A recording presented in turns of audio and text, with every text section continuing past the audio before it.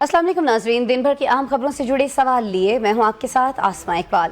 नाज़रीन, अमेरिका और ईरान के दरमियान जारी बिलवास्ता मुज़ाकरात आज उस वक्त डेडलॉक का शिकार होते दिखाई दिए जब दोनों ममालिक एक मुस्तकिल अमन मुआहदे के बहुत ज़्यादा करीब पहुँच चुके थे।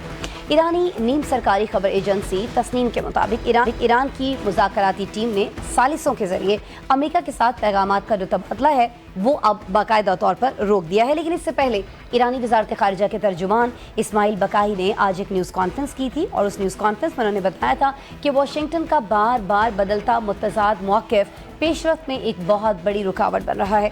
इससे भी पहले लबनान पर इजराइल के जारी हमलों के जवाब में ईरान ने कुवैत पर अमरीकी अड्डे को निशाना बनाने का दावा किया था और इससे सूरत हाल मज़ीद कशीदा हो गई है। आज ही ईरान के चीफ मुज़ाकरातकार मोहम्मद बाकिर कालिबाफ ने एक्स पर जारी बयान में कहा है कि ईरान के खिलाफ बहरी नाकाबंदी का जारी रहना और लबनान में इजरायली हमलों में इजाफा इस बात का वाज़ेह सबूत है कि अमरीका जंगबंदी की शराइत पर अमल नहीं कर रहा है। वैसे मुज़ाकराती तातुल के साथ ही फौजी तसादुम में भी खतरनाक हद तक तेज़ी देखने में आ रही है। अमरीकी अफवाज की जानिब से जनूबी ईरान में ड्रोन कमांड सेंटर पर हमलों की सेंटकॉम तस्दीक कर चुका है। इस दोहरी सूरत हाल ने मुकालमे की पेशरफ्त रोक कर अमनकारों के लिए एक नया चैलेंज खड़ा कर दिया है। इस बिगड़ती सूरत हाल का सबब क्या है और क्या इसराइल जो है वो इस सारे मामले के अंदर अपना कहीं ना कहीं जो कहा जा रहा था, एक खदशा ज़ाहिर किया जा रहा था कि कुछ अमेरिका को प्रेशराइज़ करके अपनी चीज़ें मनवा सकता है, क्या इसमें वाक़तन इसराइल की वजह से ये सारा डिले आ रहा है या ये डिलेइंग टैक्टिक्स जो हैं ये अमेरिका की जानिब से जानबूझकर खेले जा रहे हैं, ये हम जानने की कोशिश करेंगे। मारूफ दिफाई तज्ज़ियाकार मेजर रिटायर्ड जाहिद महमूद साहब हमें वीडियो लिंक पर ज्वाइन किए हुए हैं, उनसे जनरल साहब बहुत शुक्रिया आपने वक्त निकाला। जनरल साहब, अब तो कहा जा रहा था कि MOU जो है वो बिल्कुल बस साइन होने ही वाला है, लेकिन ट्रंप जब खुद भी कह चुके थे तो फिर उसके बाद ये हमले क्यों हो रहे हैं सर? जी thank you very much Asma for having me. बड़ी क्रिटिकल सिचुएशन है जी, और ये जो अनप्रेडिक्टेबिलिटी से शुरू होने वाला सफर जो है वो अब अनरिलायबिलिटी की तरफ ज्यादा चला गया है। एक हिस्ट्री है जिसके हम बार बार तस्करा कर रहे हैं, लेकिन इसी डायलॉग के अंदर, इसी प्रोसेस के अंदर, क्योंकि ये प्रोसेस तो 47 ईयर्स के बाद एस्टेब्लिश हुआ जी। माइंडसेट वही है, अनफॉर्चुनेटली जो पुराना माइंडसेट है दोनों तरफ अभी तक वही चल रहा है। But having said that, I think दो चीजों ने बड़ा क्लियरली अपना रोल, नेगेटिव रोल प्ले कर रही हैं। उन्होंने ड्रैग किया है प्रेसिडेंट ट्रंप को दोबारा एक इंस्टेबिलिटी की तरफ, और वो है इसराइल और जूइश लॉबी। ये जो लेबनान की सिचुएशन खास तौर पे जो पिछले 36-48 घंटे में डेवलप हुए, दिस इज वेरी अलार्मिंग। और लगता है ऐसे है कि वो अपने कुछ लेबनान के जो अहदाफ हैं वो बिफोर द फ्रेमवर्क वो मुकम्मल करना चाहते हैं या अपनी सिचुएशन को इम्प्रूव करना चाहते हैं फॉर फर्दर नेगोशिएशंस। बट मैं समझता हूँ कि फ्रिक्शन एस्केलेशन के बाद जो आप गेन भी करते हैं उसका नेगेटिव रिजल्ट आता है, वो और दूर करेगा अमेरिका और ईरान के मुआहदे को। तो जो क्लासिक स्पॉइलर का जो रोल है वो इसराइल, क्योंकि उसे पता है कि उसके एक्सपेंशनिस्ट डिजाइन्स तभी पूरे हो सकते हैं जब वॉर का दायरा वसी हो, और उससे इतना वसी किया by entangling America into this war कि जिसका कोई आप अंदाजा नहीं लगा। हालांकि नुकसान अमेरिका का बहुत ज्यादा हो गया, आज यूरोप उसको वर्णन करके खड़ा साइड पे खड़ा है। रशिया और चाइना की पिवटिंग हो रही है। Russia as a free hand जो अपनी जंग के अंदर, उसको कोई आज रोकने वाला नहीं है, बल्कि उनके ऑयल को भी इन्होंने दी कि जी आप सेल कर सकते, जो कल तक जो ऑयल खरीदता था उन पे भी ये पाबंदियां लगाते। तो I think they lost a lot. Narrative भी जो है वो बड़ा नेगेटिव है। 70% तो जनरल के साहब, करीब फिर ऐसी क्या किधर सिंगी है इसके पास, इसराइल के पास, कि जब अमरीकियों को ये एहसास है कि उनका नुकसान पर नुकसान होता चला जा रहा है, लेकिन ऐसी क्या चीज़ है कि वो इसराइल की इतनी ज़्यादा बातें सुनने के लिए और इतनी ज़्यादा बातें मानने के लिए इनफैक्ट जो है वो राज़ी हो जाते हैं? We are experiencing a different world जी। स्टेट क्राफ्ट भी नहीं देख रहे हैं, स्टेट्समैनशिप भी नहीं देख रहे हैं। और हमने इसी न्यूक्लियर के कॉन्टेक्स्ट के अंदर आपने देख लिया है, ये जो ब्रिंक्समैनशिप है उसके भी नए कॉन्टेक्स्ट देख रहे हैं। तो unfortunately this is a disruptive world है जी। और ये जो ट्रांजिशनल पीरियड अभी शुरू हो चुका है फ्रॉम यूनिपोलैरिटी टू मल्टीपोलैरिटी, इसकी वजह से यहाँ पे अनप्रिडिक्टेबिलिटी की चीजें हैं, बहुत चीजें डिफरेंट हो रही हैं। तो दैट्स वाई ये बड़ा चैलेंजिंग हो गया है। वरना एक जो नॉर्मल डिप्लोमेसी चलती थी या जो नॉर्मल पॉलिटिक्स ऑफ वॉर चलती थी, जिसमें वॉर एक इंस्ट्रूमेंट के तौर पे यूज होता था, बाकी पॉलिटिक्स एक तरतीब से चलती थी। तो हम वो देख रहे हैं। अभी आप नेगोशिएटर्स देख लें, امریکہ کی طرف سے جو آئے ہوئے ہیں دے ناٹ نیگوشیٹرز کہہ لیں یا ٹریڈیشنل ڈپلومیٹک لوگ نہیں ہیں. کوئی فیملی ممبر ہے, کوئی بزنس پارٹنرز ہیں, کوئی اس طرح کی چیز ہے, وہ دے آر لیڈنگ. ایک ہارڈ لائنرز ہیں, کچھ جی جی جی جی سافٹ امیج اپنا لے کر بیٹھے, تو بڑی ان یوزول چیزیں ہو رہی ہیں. بٹ ایک چیز کامن ہے کہ وہ کیا؟ امریکہ کے اندر آج بھی میں سمجھتا ہوں کہ یہ جو اسرائیلی لابی ہے, جوئش لابی جو ہے, وہ ابھی بھی اپنا جو پریشر ہے اس نے مینٹین رکھا ہوا ہے. وہ چاہے پریزیڈنٹ ٹرمپ ہوں یا for that matter traditional American politicians ہوں, وہ اس ٹھیک ہے پریشر سے ٹھیک ہے. نکل نہیں. لیکن سر یہ جو ایران نے ایک پریشر بلڈ کرنے کی کوشش کی ہے, سیاسی دباؤ بنانے کی کوشش کی ہے, پیغامات کو اب معطل کر کے, اس کو کیا ہم عارضی سمجھیں یا پھر ہم اسے امن کی جو کوششیں ہو رہی تھیں ان پر فل سٹاپ سمجھ لیا جائے؟ کیونکہ بہت سارے لوگ کہہ رہے ہیں کہ اگر یہ سلسلہ اسی طرح سے معطل رہتا ہے یا رکا رہتا ہے تو پھر باقاعدہ علاقائی جنگ جو ہے وہ چھڑ سکتی ہے. جنرل صاحب اس کو میں فل سٹاپ اس لیے نہیں کہوں گا کہ امریکہ اور ایران ایک کانٹیکسٹ میں, ملٹری اپلیکیشن کے کانٹیکسٹ میں ایک نتیجے پر ضرور پہنچ چکے ہیں کہ military application has not provided them checkmate. Iran کی کیپیٹیشن ضرور کر لی امریکہ نے, لیکن لیڈرشپ ختم نہیں کر سکے. وہ جو چینج آف رجیم تھا وہ نہیں ہو سکا. سوورینٹی ایران نے اپنی مینٹین رکھی ہوئی ہے, ٹیریٹوریل انٹیگریٹی مینٹین رکھی ہوئی ہے. اس کے بعد اب ایرانین کانٹیکسٹ میں دیکھیں تو ٹھیک ہے, انہوں نے ہاریزنٹل ایکسپینشن آف وار کی, ٹارگٹس اہداف لیے, لیکن گھٹنوں پر امریکہ بھی نہیں ہے یا وہ اس طرح وہ بھی اپنی ایک سرٹن پوائنٹ کے اوپر کھڑا. تو ملٹری کی اپلیکیشن سے دونوں اس نتیجے پر پہنچ چکے ہیں کہ یہ ہمیں اس نے اپنے ریکوائرڈ نتائج نہیں دیے. دیٹس وائی یہ جو انسیڈنٹ ابھی پچھلے 36-48 گھنٹے کے دوران اگر دونوں ملکوں کے آپس میں ہوئے بھی ہیں, ایکسچینج ہوئے ہے, انگیجمنٹس بھی ہوئی ہیں, ملٹری اسکلیشن بھی ہوئی ہے, تو اس وجہ سے کسی نے ڈائلاگ کو بند نہیں کیا. آج یہ جو ڈائلاگ بند ہونے کی یا فی الحال اس کو روکنے کی بات ہو رہی ہے, ختم کرنے کی بات نہیں کی جا رہی, ٹھیک وہ ہو بھی گیا, لیبنان کی سچویشن کی وجہ سے ہوئی ہے. ٹھیک ہو گیا, تو ٹھیک ہو گیا. لیبنان کے اندر جو پریشر بلڈ ہو رہا ہے اس کا امپیکٹ آ رہا ہے, اور ایران نے بڑا کلیئر اپنا بتا دیا کہ اگر لیبنان نہیں ہے تو پھر وی آر ناٹ ٹاکنگ, وچ از اے ٹھیک ہے سیریس پوزیشن. ٹھیک ہے, یہ عارضی معطلی ہے اور اس کی وجہ کیا ہے وہ بھی آپ نے بیان کر دیا. لیکن سر یہ جو کویت میں امریکی ٹھکانوں پر میسائل حملے ہو رہے ہیں, اس کے بعد آپ کیا دیکھتے ہیں زاہد صاحب, کیا دیگر جو خلیجی ممالک ہیں وہ اپنی سرزمین امریکی کارروائیوں کے لیے استعمال کرنے کی اجازت دے رہے ہوں گے امریکہ کو, یا آپ کو لگتا ہے کہ نہیں, جس طرح سے ایران نے ریاکٹ کیا ہے, جس طرح سے ایران نے کویت کے اوپر خاص طور پر اٹیکس کیے ہیں, باقی ممالک جو ہیں اب اس تنازع سے خود کو دور رکھیں گے؟ دیکھیں, جس طرح ہم بات کرتے ہیں اسما, لیٹ بی ریئلسٹک, جس طرح ہم بات کرتے ہیں کہ امریکنز کے اندر بلیف نہیں کرتے, ٹرسٹ نہیں ہے, ٹرسٹ ڈیفیسٹ ہے, اسی طرح خلیجی ممالک کا ایران کے بارے میں بھی ٹرسٹ ڈیفیسٹ ابھی تک موجود ہے. تو وہ پوسٹ وار اگر انوائرمنٹ ریویو ہوگی, جب بہتری کی طرف جائے گی, تو تب بھی وہ ریویو ہو سکے گا یا اس میں تبدیلی آ سکے گی رویوں میں. ابھی پریزنٹلی میں اتنی کوئی سیکیورٹی آرکیٹیکچر کی تبدیلی یا جو امریکن سیکیورٹی آرکیٹیکچر کے ساتھ یہ مڈل ایسٹ جڑا ہوا ہے, اس کو اتنے جلدی دور ہوتا ہوا نہیں دیکھ سکتا جب تک ایران کے ساتھ تھوڑا عرصہ آگے ماحول بہتر نہیں ہوتا ہے. سر وقت ہمارے پاس بالکل ختم ہو گیا, لیکن آج کا سب سے اہم سوال ظاہر ہے کہ یہی ہے کہ کیا امریکہ لبنان پر اسرائیلی حملے روکے بغیر کوئی امن معاہدہ ہو سکتا ہے امریکہ اور ایران کے درمیان؟ انفیکٹ پوچھنا میں یہ چاہ رہی ہوں کہ ایران لبنان میں اپنے اتحادیوں کو تنہا چھوڑ کر واشنگٹن سے کوئی معاہدہ کر لے گا, یہ دیکھ رہے ہیں آپ؟ میں نہیں دیکھ رہا جی, کیونکہ بڑا کلیئرلی انہوں نے ایک پولیٹیکل پوزیشن لے لی ہے کہ جی لیبنان جو جتنے بھی جگہ ہے, جو پورا جو کمپریہنسو, کیونکہ انہیں پتہ ہے جی آج اگر میں نے کمپریہنسو پیس نہیں کیا تو یہ کل پھر میرے اوپر چڑھ دوڑیں گے. تو ٹوٹل پیس, جب ہم بات کرتے ہیں پازیٹیو پیس کی بات کرتے ہیں, پازیٹیو پیس یہ ہے اسما کہ جس میں کانفلکٹ کو ایڈریس کیا جائے, جو روٹ کاز ہے اس پورے جھگڑے کا. نیگیٹو پیس یہ ہے, پیس تو آپ لے لیتے ہیں, سائلنسنگ آف گن, وار تو ختم ہو جاتی ہے تھوڑے عرصے کے لیے, لیکن کانفلکٹ وہیں کا وہیں کھڑا رہتا ہے.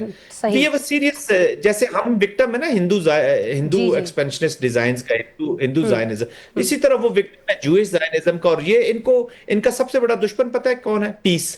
اگر پیس آ جائے تو ان کے عزائم پورے نہیں ہوتے ایکسپینشنسٹ, تو Y would they have peace. تو اس لیے ایران بھی چاہے گا کہ ایک پازیٹیو پیس کے ساتھ چیزیں آگے بڑھے, تاکہ پھر وہ کچھ عرصہ چیزوں کو چلائیں تو صحیح نا, لوگوں کے لیے. آپ مسئلہ تو جنرل صاحب یہی ہے نا کہ امن کے نام پر بہت ساری جنگیں جو ہیں اس وقت دنیا میں ہمیں چھڑی ہوئی دکھائی دیتی ہیں.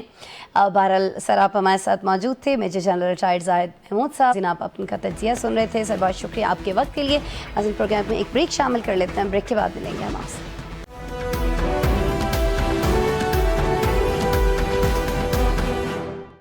वेलकम बैक नाज़रीन, हम रुख करेंगे आज़ाद जम्मू कश्मीर का, जहां जॉइंट अवामी एक्शन कमेटी ने मुज़ाकरात को नाकाम करार देते हुए 9 जून की जो हड़ताल है उसे वापस लेने और जारी एहतजाज ख़त्म करने से इनकार कर दिया है। ये जो एहतजाज है नाज़रीन, इसके खात्मे के लिए सीनियर सियासतदानों एहसन इकबाल, तारिक फजल चौधरी, राणा सनाउल्लाह, कमर ज़मान कायरा, राजा परवेज़ अशरफ, साथ ही साथ शाह गुलाम कादिर और वज़ीर आज़म आज़ाद कश्मीर और चौधरी यासीन पर मुश्तमिल एक हाई पावर वफ़द जो है उसके जॉइंट एक्शन कमेटी से 10 घंटे तवील बातचीत की।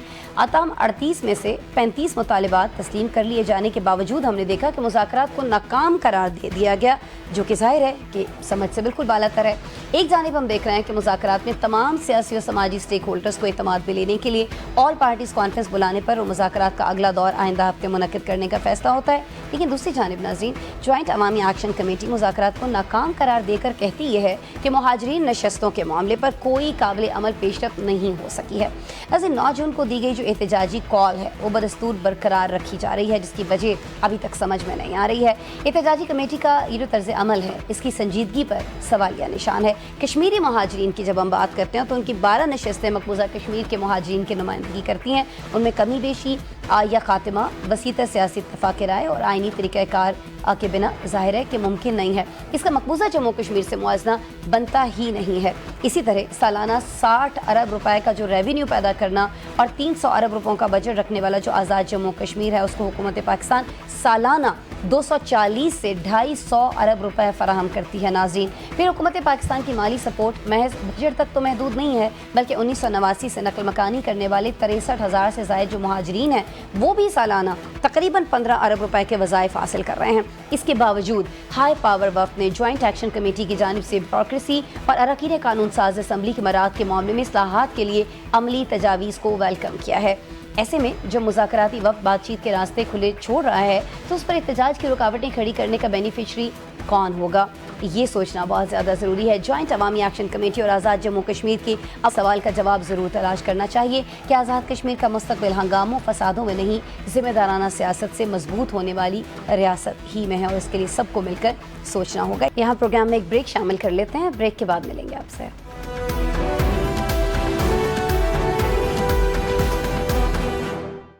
वेलकम बैक नाज़रीन, प्रोग्राम में अब हम बात करने जा रहे हैं पाकिस्तान तहरीक इंसाफ के गढ़ खैबर पख्तूनख्वा की, जहां हुक्मरान जमात तहरीक इंसाफ में शदीद तर होते इख्तलाफात जो हैं मीडिया की जीनत बने दिखाई देते हैं।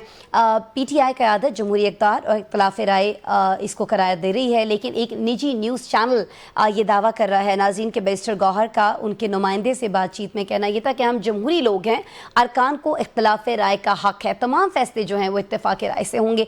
लेकिन नाज़रीन, ये मामला ऐसा सादा और ब्लैक एंड वाइट अगर होता तो गुज़िश्ता रोज़ PTI की जो पार्लिमानी पार्टी का इजलास है उसमें 25 अरकान के गैर हाज़िरी को मीडिया रिपोर्ट न कर रहा होता। 92 अरकान हैं, उनमें से 25 से 30 अरकान अगर गैर हाजिर हों तो साफ बात है कि दाल में कुछ तो काला है। इस हवाले से बाखबर ज़राए जो हैं वो इस मुबैना फॉरवर्ड ब्लॉक को साबिक और हाजिर वज़ीर आला के दरमियान रस्सा कशी का शाखसाना करार दे रहे हैं। KPK के एक सीनियर सहाफ़ी हैं इरफान खान साहब, उन्होंने इजलास से पहले ही एक ट्वीट कर दिया था कि वज़ीर आला सुहेल आफरीदी पार्लिमानी पार्टी के व्हाट्सएप ग्रुप में एक साबिक वज़ीर आला को पार्टी के अंदर का जर्नैल करार दे रहे हैं। उनका कहना यह है कि पार्टी के अंदर के एक जर्नैल ने बाहर किसी से पार्टी की हुकूमत गिराने का वादा किया है। नाज़रीन, पार्टी में उस जर्नैल ने 27 MPA साथ होने का दावा किया है। तमाम अरकान इजलास में पहुंचे और फिर इजलास होता है जिसमें साबिक वज़ीर आला अली अमीन गंडापुर समेत 25 से 30 के करीब MPAs शरीक ही नहीं होते हैं।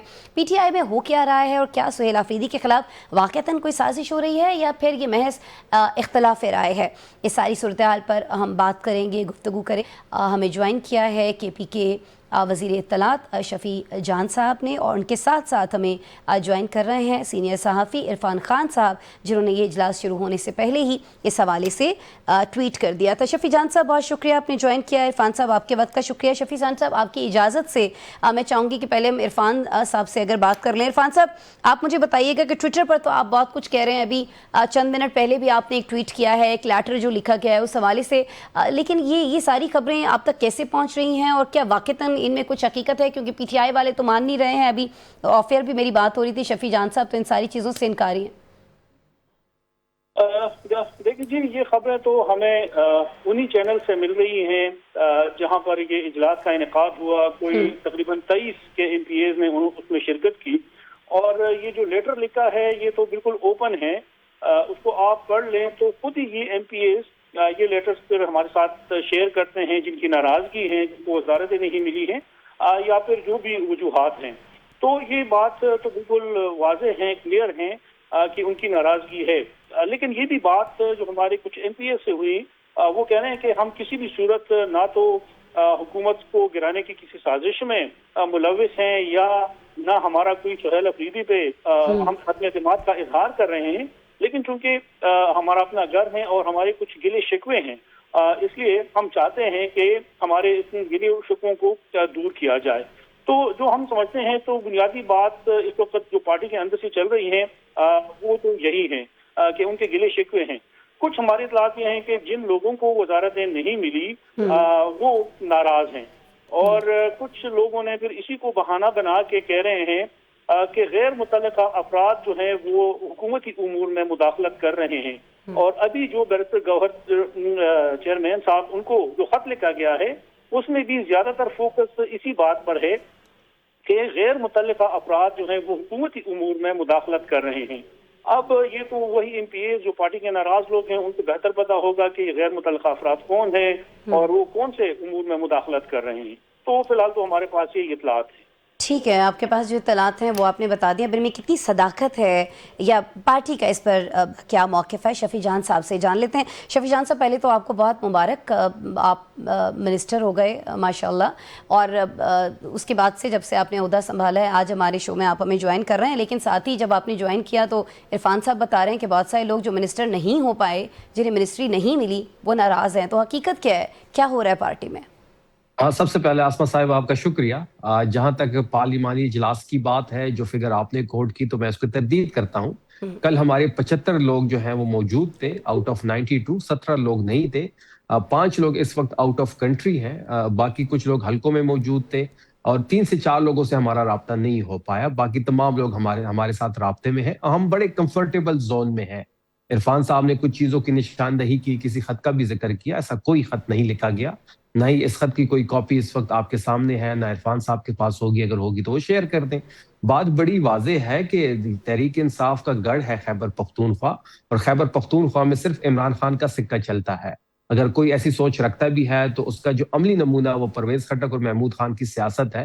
جس طریقے سے ان کی سیاست ختم ہو گئی کیونکہ انہوں نے عمران خان صاحب کے بیانیے سے یا ان کے ساتھ سٹینڈ نہیں لیا. جن لوگوں نے عمران خان صاحب کے ساتھ سٹینڈ لیا، ان کے بیانیے کا وزن اٹھایا، آج وہ پاکستان کے سیاست کے منظرنامے پہ موجود ہے. اور جن لوگوں نے بڑے سے بڑا لیڈر جس نے عمران خان صاحب کا ساتھ چھوڑا، وہ آج پاکستان کی سیاست میں کہیں آپ کو نظر نہیں آ رہے. تو بات بڑی واضح ہے کہ جس قسم کی قیاس آرائیاں ہو رہی ہیں یہ تمام غلط ہیں. بجٹ کا اجلاس کچھ دنوں میں ہم نے بلا لیا ہے، وہ ہوگا. جب بجٹ پیش کیا جائے گا تو تمام نمبرز آپ کے سامنے آ جائیں گے. بات بڑی واضح ہے کہ سہیل آفریدی صاحب جو ہے وہ عمران خان صاحب کے نامزد کردہ وزیر اعلیٰ ہے. وہ جب فیصلے کی قوت تحریک انصاف میں عمران خان صاحب کے پاس ہے، عمران خان صاحب کا جو بھی فیصلہ ہوگا تمام ایم پی ایز، تمام ایم این ایز اس کے پیچھے کھڑے ہوں گے. جب علی امین صاحب کو نامزد کیا گیا تو تمام ایم پی ایز ان کے پیچھے کھڑے تھے. جب ان کو ہٹایا گیا، آفریدی صاحب کو نامینیٹ کیا گیا، عمران خان صاحب نے ان کو نامزد کیا، تو آج سارے ایم پی ایز ان کے پیچھے کھڑے ہیں. بات بڑی واضح ہے کہ عمران خان کا ہاتھ جس پہ ہوگا وہ تحریک انصاف میں سروائیو کرے گا. اس وقت نامزد کردہ وزیر اعلیٰ آفریدی صاحب ہیں اور کمپلیٹلی اعتماد ان کو حاصل ہے عمران خان صاحب کا. ٹھیک ہے، لیکن ان کے اوپر پارٹی میں تنقید بھی بہت زیادہ ہو رہی ہے. اور یہ جو خط کا متن آپ کہہ رہے ہیں کہ خط کی کاپی نہیں ہے، لیکن خط کا متن کیا ہے یہ عرفان صاحب نے شیئر کیا. عرفان صاحب، آپ نے سن لیا شفیع صاحب کہہ رہے ہیں کہ ایسا کوئی خط ہی نہیں ہے، تو پھر یہ آپ خود سے ہی کیا ٹویٹس کیے جا رہے ہیں؟ بالکل، وہ خط شاید شفیع جان صاحب کو ابھی نہ پہنچا ہوں، لیکن ہمیں ضرور پہنچا ہے. اور پہلے آپ شیئر کر دیں عرفان صاحب، شیئر کر دیں. وہ سر ٹویٹر پہ ہم نے شیئر کر دی ہیں پوری، اور جو ناراض ایم پی ایز ہیں جہاں پر ان کی میٹنگز ہوئی ہیں. نہیں، آپ نے اس کا متن شیئر کیا ہے، لیٹر کو آپ نے شیئر نہیں کیا. آپ کے پاس عرفان صاحب کوئی کاپی آئی ہے اس کی لیٹر کی، یا آپ کو کسی نے واٹس ایپ کیا ہے کہ یہ متن ہے، یہ خط ہم نے لکھا ہے، یا آپ کو کاپی بھیجی ہے انہوں نے؟ جس سورس سے مجھے ملا ہے، آپ چاہتے ہیں کہ وہ اسکرین شاٹ لے کے میں آپ کے ساتھ شیئر کر دوں اور اس کا نام بھی ڈسکلوز ہو جائے. کاپی شیئر کر دیں. آپ کاپی شیئر کر دیں نا، آپ اسکرین شاٹ پوری اسکرین کا نہ شیئر کریں. سر دوسری بات، کوئی لیٹر پیڈ پہ یہ نہیں لکھا گیا ہے. अच्छा। जो व्हाट्सएप का जमाना है और जो आपकी ग्रुप में जो चीजें चल रही हैं वही तरीका उन्होंने भी अपनाया है। दूसरी बात कि जो जिक्र किया गया कि 75 एमपीएज थे, मैं चैलेंज करता हूं कि 57 एमपीएज वहां पर मौजूद थे और मैं नाम भी लेने को तैयार हूं कि कौन से एमपीएज मौजूद थे, कौन से एमपीएज नहीं हैं। जो और मौजूद जो नहीं थे हमने उनके नाम चले ले चले लें। उनमें से कुछ नाराज जो हैं जिनकी आपसे बात हुई है, अगर उनको कोई एतराज नहीं है तो उनका नाम लेके बता दें कि वो कौन है, क्या एतराजात हैं, उन्हें मिनिस्ट्री नहीं मिली इसलिए नाराज हैं, इमरान खान के लिए वो समझते हैं बाहर स्ट्रगल नहीं हो रही इसलिए नाराज हैं, वजह क्या है बता सकते हैं इरफान साहब? मैंने पहले जिक्र किया कि वो लोग ज्यादातर कह रहे हैं कि हमें ना तो सुहेल अफरीदी को हटाने या उस पर अदम एतमाद लाने का हमारा कोई प्रोग्राम है। अच्छा। हमारा पार्टी जो है वो अपना घर है, उसमें छोटी मोटी इख्तिलाफात की खबरें आ रही हैं और हम चाहते हैं कि उसको इधर ही बैठकर हल करें। लेकिन अब ये ना मानना कि यहाँ पर कोई इख्तिलाफ नहीं है, कोई ये कयासाराइयाँ हैं या जो भी हैं, तो वो फिर जो हकीकत है उसको छुपाया जा रहा है। तो शफी साहब जो क्यों कल आप भी ये हमने हकीकत किया छुपा था, रहे हैं? ये तो कल- जमहूरी अमल है, अगर आपकी पार्टी के अंदर एक इख्तलाफ राय मौजूद है तो ये जमहूरी अमल का तसलसल है ना, इसको चलने दें और इसको एडमिट भी करें कि जी हाँ हमारे कुछ अरकान जो हैं, कुछ तहफ़्फ़ुज़ात हैं उनके, वो हम दूर करेंगे, नहीं बैठेंगे, आसमा साहिबा, सुनेंगे। देखें जहां तक आपने मिनिस्ट्री की बात की तो हर बंदी की ख्वाहिश होती है, जो भी एमपीए बनता है और ये जायज ख्वाहिश है कि वो ये ख्वाहिश का इजहार भी करे कि वो कैबिनेट का हिस्सा बने। लेकिन 30 से 32 मिनिस्टर होते हैं, 92 हमारे एमपीएज हैं, 3/4 की अक्सरियत हमें हासिल है, तमाम लोगों को कैबिनेट का हिस्सा नहीं बनाया जा सकता। 75 लोग हमारे कल मौजूद थे, बाकी तमाम लोगों से हम राब्ते में हैं। आज 1-to-1 मुलाकातें भी कुछ एमपीएज की सीएम अफरीदी साहब के साथ हुई हैं और ये जिन लोगों की ये ख्वाहिश है, इस ख्वाहिश पर इनके दम ही निकलेगा। लेकिन ये वो बिल्ली के ख्वाब में चीचड़े वाली मिसाल सबसे फिट बैठती है इस पे। ऐसी कोई बात नहीं है। अफरीदी साहब को अल्लाह के बाद, इमरान खान साहब के बाद दुनिया की कोई कुव्वत अफरीदी साहब को इस मनसब से नहीं हटा सकती, क्योंकि इमरान खान साहब के वो नामजद करदा वजीर आला है। बात बड़ी वाज़ेह है कि बजट का सेशन होने वाला है एक हफ्ते के अंदर, तमाम तरह चीजें सामने आ जाएगी। अच्छा ठीक हो गया। आप कह रहे हैं कि उस व्हाट्सएप ग्रुप में जिसका जिक्र इरफान खान साहब कर रहे हैं, ऐसी कोई गुफ्तगू हुई नहीं है कि एक पार्टी के अंदर जो मैंने नहीं कहा, नहीं मैंने तो ये बात नहीं कही। तो आप बिल्कुल मैसेजेस हुए हैं, बिल्कुल मैसेजेस हुए हैं हमारे व्हाट्सएप तल्ख ग्रुप के। मैसेजेस भी हुए हैं जिसका देखिए, इरफान साहब ने जिक्र किया। अफरीदी साहब ने एक मैसेज किया है, उन्होंने किसी को मुखातिब नहीं किया। उन्होंने एक मैसेज किया जिसके स्क्रीनशॉट शायद इरफान साहब के पास भी होगा और दीगर डिजिटल मीडिया पे भी और इलेक्ट्रॉनिक मीडिया पे भी सर्कुलेट कर रहा है, सोशल मीडिया पे भी सर्कुलेट कर रहा है। ठीक है। उन्होंने किसी को मुखातिब नहीं किया और अली अमीन साहब ने उसका रिप्लाई किया। अली अमीन साहब ने जो बातें लिखी वो बेहतर बता पाएंगे कि किस तनाजुर में उन्होंने ये बात की। अलबत्ता अफरीदी साहब ने किसी को मुखातिब नहीं किया। ठीक हो गया। लेकिन ये जो अली अमीन गंडापुर साहब हैं, फैसल अमीन साहब हैं, नेक मोहम्मद साहब हैं, ये इजलास में भी तो नहीं मौजूद थे ना, तो आपको नहीं लगता कि इससे एक नहीं, फैसल अमीन साहब तो एमएनए हैं, उनका तो कल के इजलास में आने की कोई तुक नहीं बनती थी। अली अमीन गंडापुर साहब नहीं थे। अली अमीन साहब जब से वजीर आला शिप से हटे हैं, सीएम शिप से, उन्होंने कभी भी किसी पार्लिमानी इजलास में शिरकत नहीं की। कोई एक इजलास में वो नहीं आए, वो नॉर्मल सी बात है, इतनी कोई बड़ी बात नहीं है। लेकिन जब भी बजट का वोट हुआ या सीएम शिप का वोट हुआ तो उन्होंने वोट अपना कास्ट किया। बात बड़ी वाज़ेह है कि कुछ दिनों बाद बजट का सेशन है, तमाम तरह जो हमारा नंबर है वो आपके सामने आ जाएगा। देखिए, शुरू में आपको आसमा साहिबा याद होगा, इरफान साहब को भी याद होगा कि ये शुरू से एक मिथ बनाई जा रही है कि 38 एमपीएस के एफिडेविट है, आज गवर्नमेंट गई, कल गवर्नमेंट गई। लेकिन एमपीएस ने हमेशा साबित कदम रहे हैं। जब अली अमीन साहब की इलेक्शन था तब भी तमाम एमपीएस ने उनको वोट दिया, फिर अफरीदी साहब का जब इलेक्शन था तब भी तमाम एमपीएस ने वोट दिया, सेनेट के इंतखाबात में तमाम एमपीएस ने वोट दिया, एक हमारा सेनेटर एमपी इधर से उधर नहीं हुआ। तो इमरान खान साहब की देखिए बात मैंने शुरू में किया, अगर कोई डी ट्रैक होगा इमरान खान साहब के विजन के तो वो अपनी सियासत खुद खत्म करेगा। अच्छा, ऐसा नहीं लग रहा आपकी गुफ्तगू से, कल आपने शहजाद इकबाल साहब के प्रोग्राम में भी कुछ ऐसी गुफ्तगू की, आज आपने हमारे प्रोग्राम के आगाज़ में भी पहले सवाल के जवाब में खबरदार करना शुरू कर दिया, तो ऐसा लगता है आपकी गुफ्तगू से जैसे मामलात कहीं ना कहीं आपको लगता है कि हाथ से निकल रहे हैं, इसीलिए आपको बार बार वार्न करना पड़ रहा है, वार्निंग देना पड़ रही है सबको। हम बड़े कंफर्टेबल जोन में हैं, हमें कोई इस बात की टेंशन नहीं है। अफरीदी साहब को बिल्कुल कोई टेंशन नहीं है। मैंने जो बात की, जिस बात की तरफ आपका इशारा है, क्योंकि हमारा जो वोटर है वो बड़ा जज्बाती है, वो खान साहब को लेके बड़ा जज्बाती होता है। हम तमाम इमरान खान साहब का वोट लेके आए हैं, किसी का कोई जाती वोट नहीं है। اور عمران خان صاحب نے 2 پارٹی سسٹم کو توڑا. اس نے عمران خان صاحب نے جو ایک الیکٹیبل کی سیاست تھی اس کو ختم کیا, برادری کی جو سیاست تھی اس کو ختم کیا. لیکن آپ نے پھر اپنے بانی کے لیے جن کی اتنی ساری چیزیں آپ بتا رہے ہیں, انہوں نے یہ کیا وہ کیا, آپ نے ان کے لیے کیا کیا؟ کیونکہ آپ کی پارٹی کے بہت سارے لوگ, عرفان صاحب میری بات سے اتفاق کریں گے, انفیکٹ یہ تو اس حوالے سے خبریں بھی بہت ساری بریک کر چکے ہیں اپنے ٹویٹر اکاؤنٹ سے, کہ آپ کی پارٹی کے اندر ہی لوگ یہ کہہ رہے ہیں کہ آپ نے, آپ کے سی ایم صاحب جو ہیں, آپ نے کوئی ایفرٹ ہی نہیں کی بانی کی رہائی کے لیے. شفیع صاحب, جتنی بڑی mass mobilization C M Afridi صاحب نے لیڈ کی اور ان کے آنے سے اس تحریک میں ایک نئی روح آئی, اس کی مثال نہیں ملتی. اسٹریٹ موومنٹ کی ذمہ داری ان کو دی گئی تھی. آپ نے پنجاب میں دیکھا کہ کرفیو لگانا پڑا ان کے خوف کی وجہ سے, پھر سندھ میں آپ نے دیکھا کہ کراچی کا باغ جناح کے ساتھ جو ہوا, پھر خیبر پختونخوا میں جو میس موبلائزیشن آپ کے سامنے ہے. تو ہم تو کمپلیٹلی تیار ہے, اور ہم نے تو یہ پیغام بھی بھجوایا ہے خان صاحب تک کہ اگر آپ چاہتے ہیں ہم لانگ مارچ کریں, آپ چاہتے ہیں ہم اسلام آباد آئے, تو ہم کمپلیٹلی اس کے لیے تیار ہیں. لیکن آپ تیار کیسے ہیں؟ آپ تیار کیسے ہیں شفیع صاحب؟ میں اس پہ آپ کے پاس آؤں گی. آپ نے رہائی فورس بنانی تھی نا ایک, وہ اس میں آپ نے پتہ نہیں 10 لاکھ لوگوں کا آپ نے دعویٰ کیا تھا. میں واپس آتی ہوں, آپ سے پوچھ لیتی ہوں کہ کتنے لوگ ہوئے ہیں. عرفان خان صاحب, اس بارے میں بھی مجھے ذرا بتائیں نا, یہ جو ان کی رہائی فورس تھی, کہا یہ جا رہا ہے کہ اس میں تو لوگوں نے خود کو رجسٹرڈ ہی نہیں کرایا, وہ تو اعتماد ہی نہیں کر رہے ہیں سی ایم کے پی پہ اس حوالے سے کہ وہ کوئی تحریک چلا پائیں گے, صلاحیت رکھتے ہیں نہیں رکھتے ہیں. دیکھیں, اس میں جو ورکرز ہیں وہ بھی شدید ناراض ہیں. جو ان کے اپنے واٹس ایپ گروپس ہیں اور جہاں سے وہ چیزیں شیئر ہو رہی ہیں, اس میں ورکرز جو ہیں وہ تمام قیادت سے سخت ناراض ہیں کہ حقیقی معنوں میں کوئی بھی عمران خان کی رہائی کے لیے کوئی تحریک نہیں چلا رہا. سب جو ہیں وہ اقتدار کے مزے تو لے رہے ہیں, لیکن حقیقی معنوں میں کوئی بھی لیڈ نہیں کر رہا. وہ سہیل افریدی صاحب ہیں یا اس سے پہلے اگر علی امین گنڈاپور صاحب تھے, تو اس حوالے سے ورکر جو ہیں وہ بہت مایوس ہیں. اور چند دن قبل جب سابق گورنر شاہ فرمان صاحب کا میں نے انٹرویو کیا تھا, اس میں بھی انہوں نے ورکرز کے حوالے سے بہت کچھ انہوں نے تحفظات کا اظہار کیا. تو اب یہ ہے کہ ورکرز کا جو اعتماد ہے وہ اٹھ رہا ہے.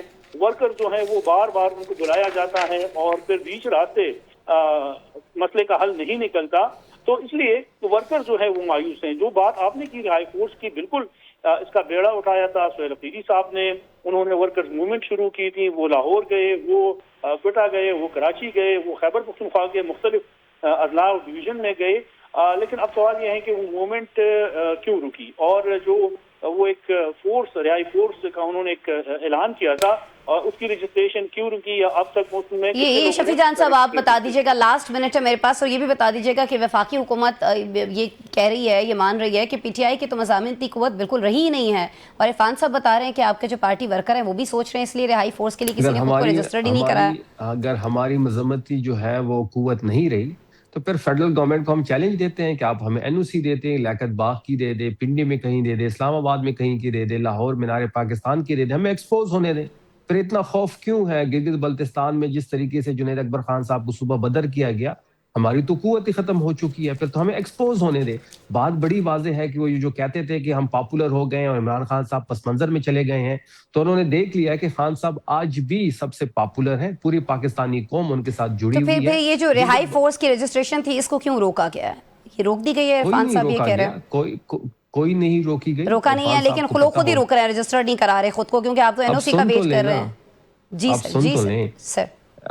کوئی ہم نے نہیں روکی. عرفان صاحب کو بہتر پتہ ہوگا, خیبر پختونخوا سے ان کا تعلق ہے, کہ تمام حلقوں میں اس کی رجسٹریشن ہو چکی ہے. 70,000 سے زیادہ رجسٹرڈ لوگ ہو چکے ہیں, اور ہم ابھی تک ہم نے پنجاب کے لیے, سندھ کے لیے اور بلوچستان کے لیے. ٹھیک ہے شفیع جان صاحب, عملی سوری وقت میرے پاس ختم ہو گیا, لیکن آپ نے خود ہی میرے سوال کا جواب دے دیا. کہاں 10 لاکھ, آپ نے 1 لاکھ کہہ دیا, آپ 1 لاکھ بھی پورا نہیں کر پائے, اور آپ کہہ رہے ہیں کہ پاکستان کے جو عوام ہیں وہ عمران خان صاحب کے ساتھ ہیں. 70,000 بندہ یہ آپ دعویٰ کر رہے ہیں کہ ہوا ہے, لیکن بہت سارے لوگ تو کہہ رہے ہیں کہ 70,000 بندہ بھی آپ لوگ نہیں اس رہائی فورس کے اندر لا پائیں, رجسٹرڈ کر پائیں. بہرحال بہت شکریہ شفیع جان صاحب, آپ ہمارے ساتھ موجود تھے, آپ منسٹر ہیں انفارمیشن کے پی کے حکومت کے لیے.